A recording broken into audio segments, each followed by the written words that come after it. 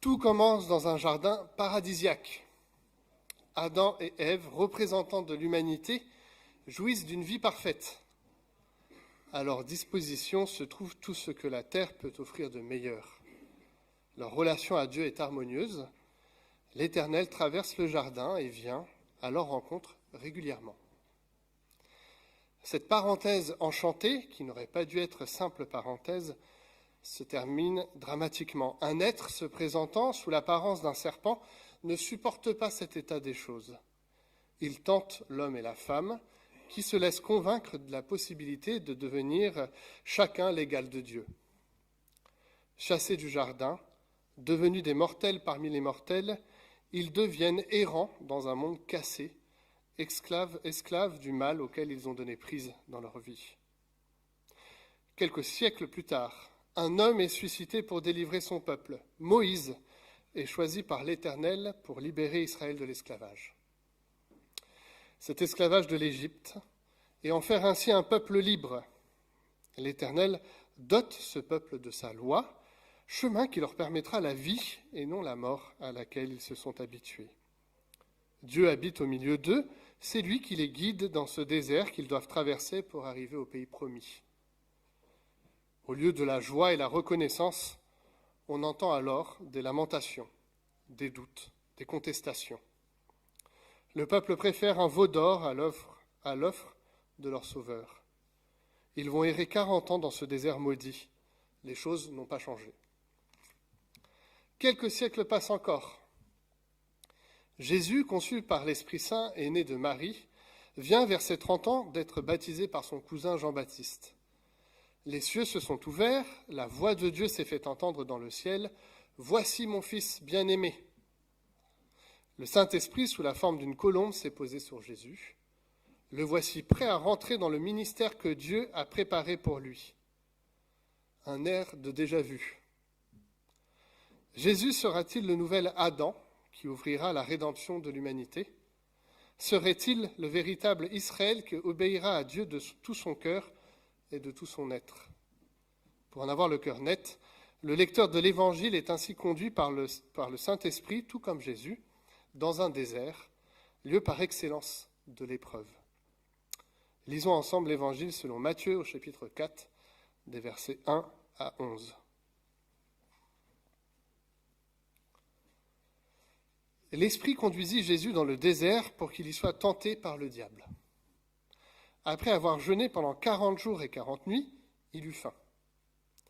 Le tentateur s'approcha et lui dit : « Si tu es le Fils de Dieu, ordonne que ces pierres se changent en pain. » Jésus répondit : « Il est écrit : L'homme ne vivra pas seulement de pain, mais aussi de toute parole que Dieu prononce. » Alors le diable l'emmena dans la cité sainte, le plaça tout en haut du temple et lui dit : « Si tu es le Fils de Dieu, jette-toi en bas, car il est écrit : Et il donnera des ordres à ses anges à ton sujet, et ils te porteront sur leurs mains pour que ton pied ne heurte pas de pierre. »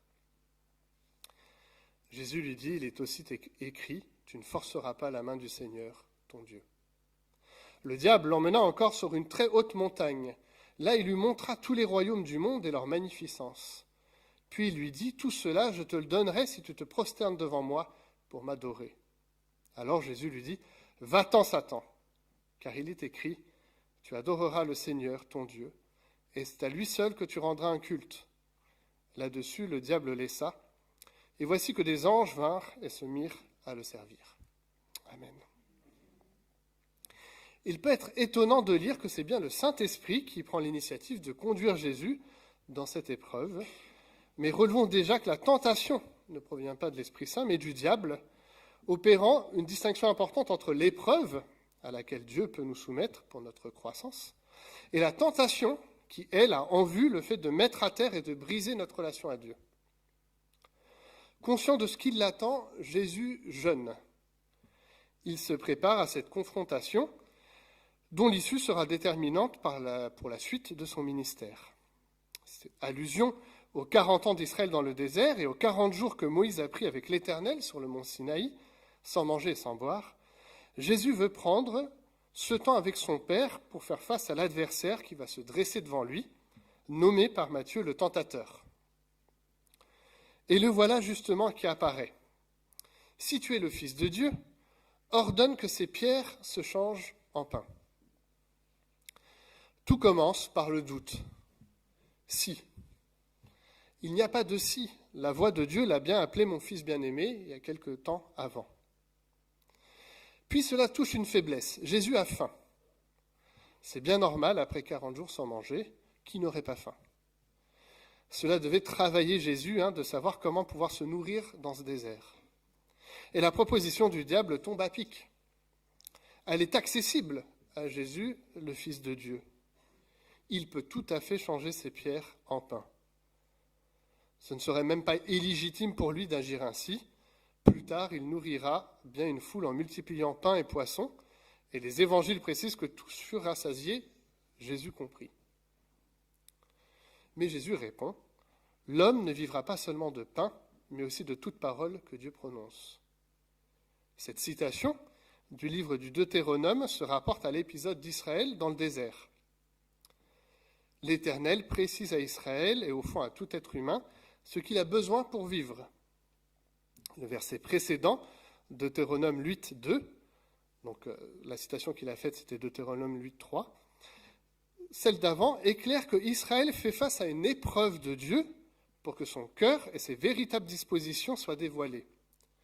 Je vous lis Deutéronome 8.2, donc c'est vraiment le verset qui précède. « Souviens-toi de tout le chemin que l'Éternel, ton Dieu, t'a fait faire pendant ces 40 années dans le désert, afin de t'humilier et de t'éprouver, pour savoir quelles étaient les dispositions de ton cœur et si tu garderais ou non ces commandements. » Dieu avait nourri son peuple pendant ces 40 ans, avec de la manne. Cette manne que l'Éternel suscitait miraculeusement pour pourvoir aux besoins physiques des Israélites chaque jour, sauf les temps de sabbat, où là c'était 2 fois fait avant. Cela enseignait également que l'écoute et l'obéissance à Dieu étaient des nécessités vitales. C'était parce qu'en fait Israël écoutait Dieu que la manne était suscitée par Dieu pour répondre à tous les besoins des Israélites. L'enjeu de cette tentation est la dépendance et l'obéissance de Jésus à son Père. Pour aller plus loin, si Jésus avait effectivement répondu à sa faim par ce miracle, il en était capable, il avait la possibilité de le faire, il l'a fait. Il aurait fait un premier pas en apparence anodin, mais en réalité dangereux vers le fait d'éloigner de lui toute souffrance.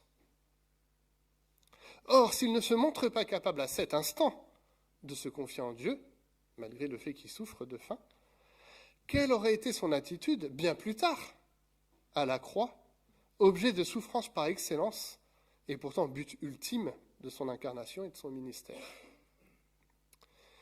Cette tentation est bien plus subtile qu'elle y paraît. Et en fait, c'est une tentation qui s'étalera sur le temps long, sur les 3 ans du ministère de Jésus, y compris à la toute fin, sur la croix.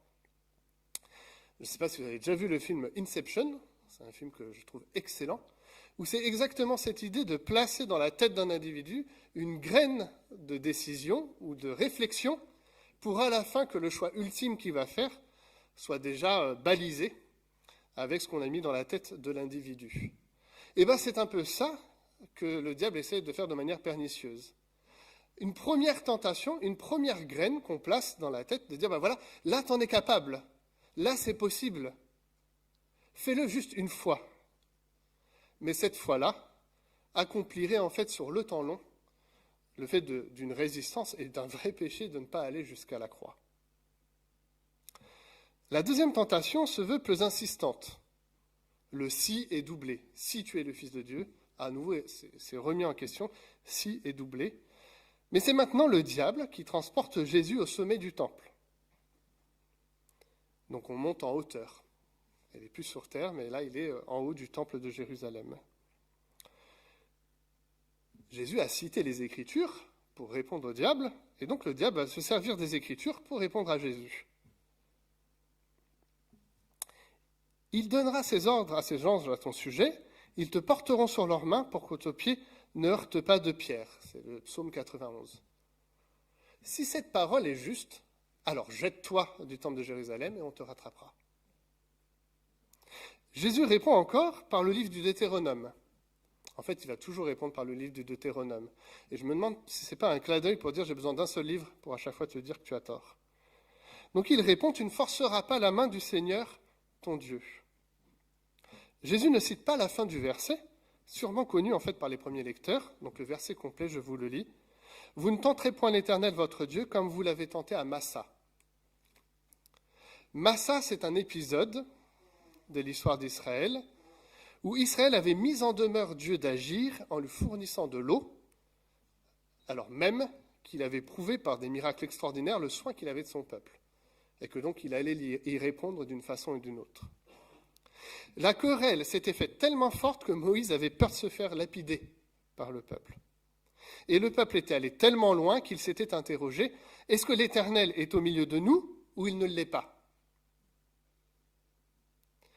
Mais je vous l'ai dit en introduction, en fait, Dieu est au milieu d'eux puisque c'est la nuée qui marche devant eux. Donc la présence de Dieu est manifeste par cette nuée divine qui leur montre le chemin.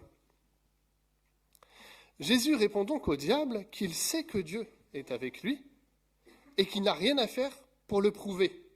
C'est simplement un état de fait. Mais sa réponse vient aussi dire qu'on ne peut pas disposer de Dieu à sa guise, que l'on ne peut pas se placer au-dessus de lui et qu'on ne peut pas lui ordonner de faire une action, en particulier pour se mettre en valeur. Ce qui aurait été le cas s'il s'était jeté, les gens l'auraient vu et puis la gloire serait venue sur le Christ. La dernière tentation tranche avec les deux autres. Le diable amène Jésus encore davantage en hauteur. C'est une manière symboliquement de dire qu'il y a de plus en plus de pression. Il est sur une haute montagne. Il ne prend plus la peine de citer les Écritures. On peut dire qu'il utilise une nouvelle technique qui est assez frontale, assez directe. Et c'est en fait ce qui a motivé en réalité les deux premières tentations. Si tu m'adores, je te donne tout. L'adorer lui, le diable, plutôt que Dieu. Et en échange, il est proposé à Jésus une vie terrestre rêvée, faite de gloire, de richesse et de pouvoir. À nouveau, elle vient en parallèle de cette première tentation. Vis ta vie terrestre au mieux, ne va pas jusqu'à la souffrance de la croix.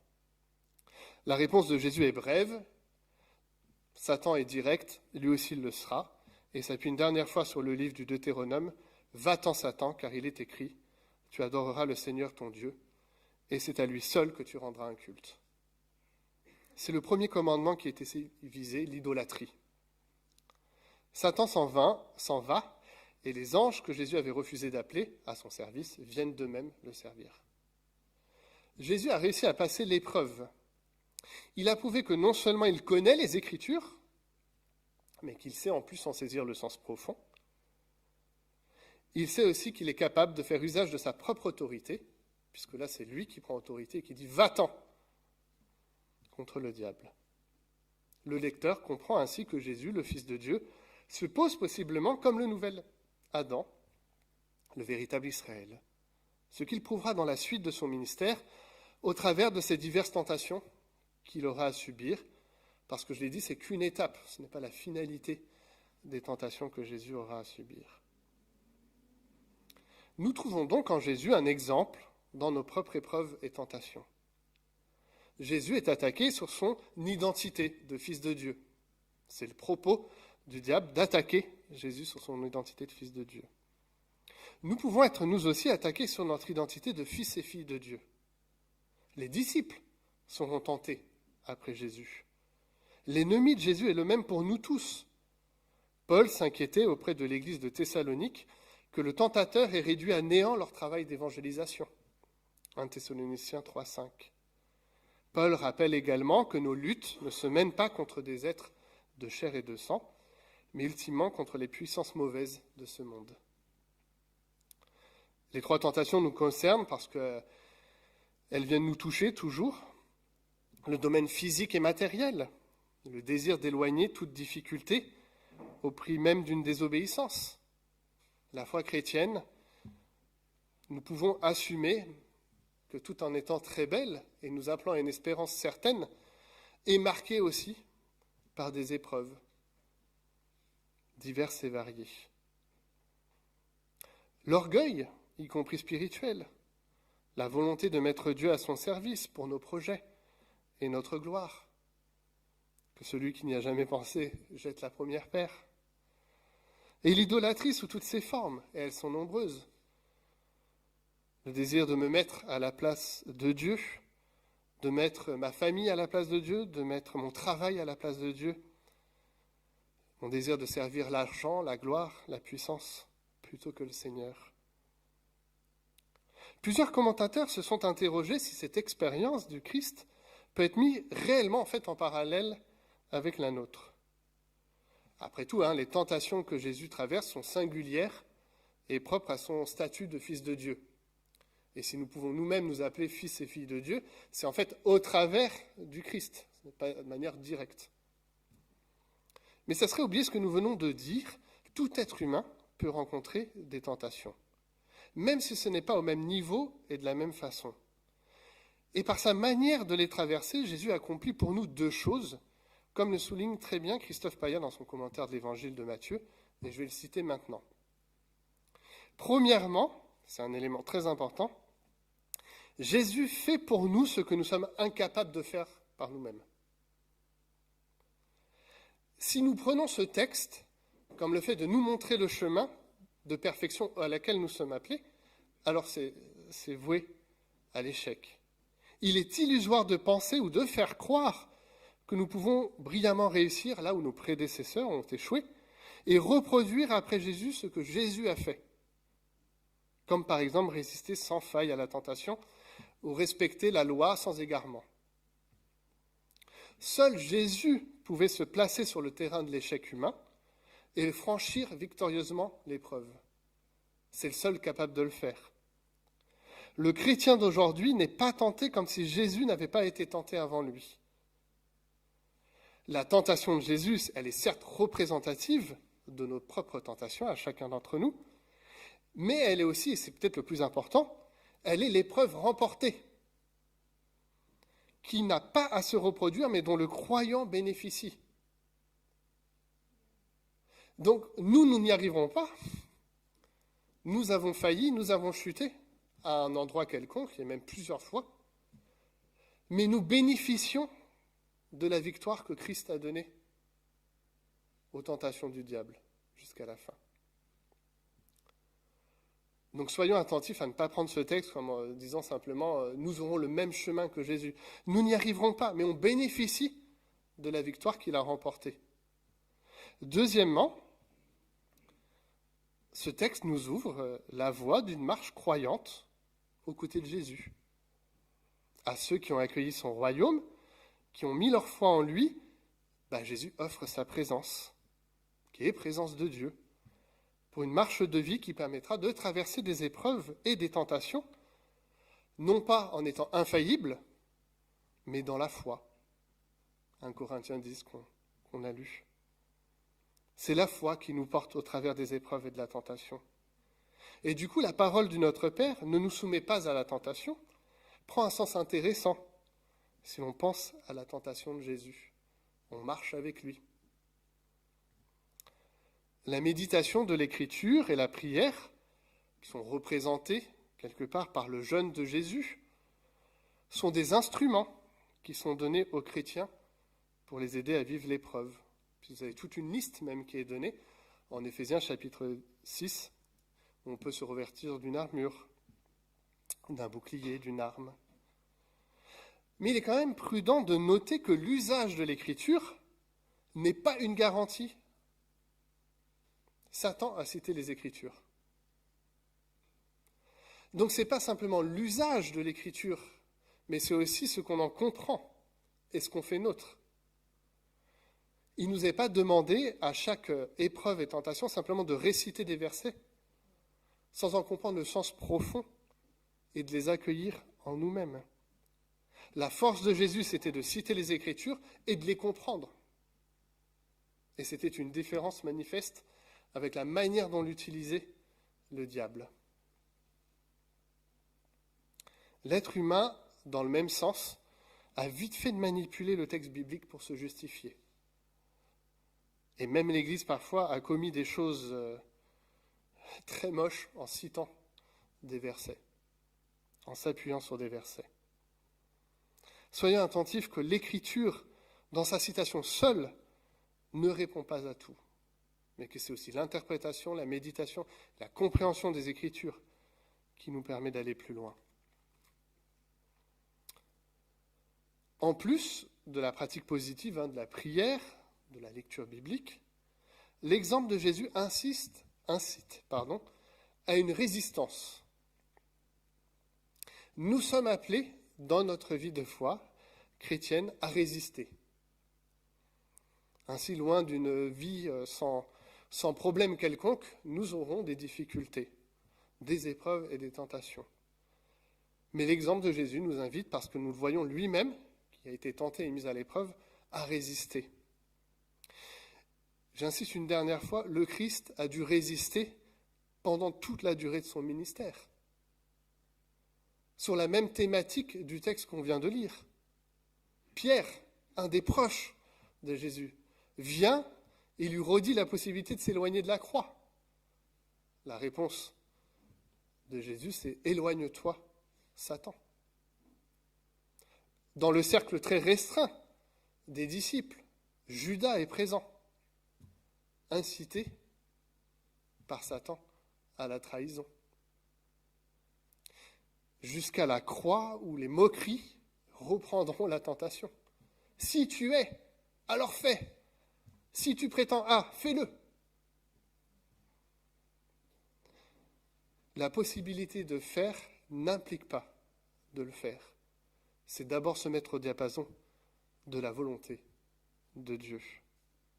Et ça, je crois que c'est difficile pour chacun d'entre nous humainement. Si nous avons la capacité, pourquoi la restreindre ? Pourquoi ne pas aller jusqu'au bout ? Mais c'est par la méditation et la compréhension de ce que Dieu veut que nous nous mettons en action. Enfin, cet exemple montre que Jésus a été humble. C'est l'humilité qui est la voie qui permet de faire face à la tentation. L'humilité de Jésus qui se confie auprès de son Père. C'est dans notre relation à Dieu que nous pourrons surmonter épreuves, traverser les tentations. Et même si nous y chutons, être accueillis à nouveau par le Christ et être relevés par lui.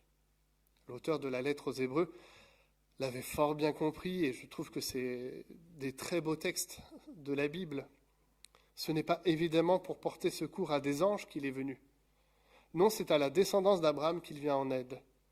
Voilà pourquoi il devait être rendu à tous égards semblable à ses frères et sœurs afin de devenir un grand prêtre plein de compassion et fidèle dans le domaine des relations de l'homme avec Dieu en vue d'expier les péchés de son peuple. Car puisqu'il a été lui-même éprouvé dans tout ce qu'il a souffert, il peut secourir ceux qui sont éprouvés. L'auteur va un peu plus loin, quelques chapitres ensuite. Nous n'avons pas un grand prêtre qui serait incapable de compatir à nos faiblesses. Au contraire, il a été tenté en tout point comme nous le sommes, mais sans commettre de péché. Approchons-nous donc du trône de Dieu de grâce avec une pleine assurance. Là, Dieu nous accordera sa bonté et nous donnera sa grâce pour que nous soyons secourus au bon moment. À travers ce texte de Matthieu, Jésus nous sollicite. Il nous appelle à marcher dans ses pas. Il nous appelle aussi à lui faire confiance, à lui qui en est capable. Il nous appelle à résister, à persévérer dans la foi. Il nous montre le chemin de la perfection qui l'anime lui. Lui capable d'aller jusqu'à la croix. Lui qui payera pour nos fautes et lui qui ressuscitera pour nous appeler à la vie. Ce texte est une invitation à la prière, à la contemplation, à l'adoration, vous l'aurez bien compris, non pas du diable, mais du Christ seul. Prions. Seigneur, merci encore pour ce texte des évangiles. Merci de t'être soumis à cette épreuve et ces tentations pour nous. Seigneur, nous ne voulons pas édulcorer ce que ça a dû être de terrible pour toi, de la souffrance que tu as endurée pour y faire face, de l'épreuve dans sa réalité, des tentations dans leur perversité. Mais nous voulons reconnaître que tu as été vainqueur et que nous bénéficions de cette victoire, nous, aujourd'hui. Non pas dans notre caractère infaillible, mais dans la foi que nous te donnons. Seigneur, nous nous confions à toi et nous bénéficions de ton œuvre. Merci, Seigneur, de nous avoir fait part de cet héritage, de nous l'avoir rendu possible. Apprends-nous à tenir bon, à persévérer dans les moments délicats de nos existences terrestres, humaines. Là où nous sommes prêts à vaciller, soutiens-nous.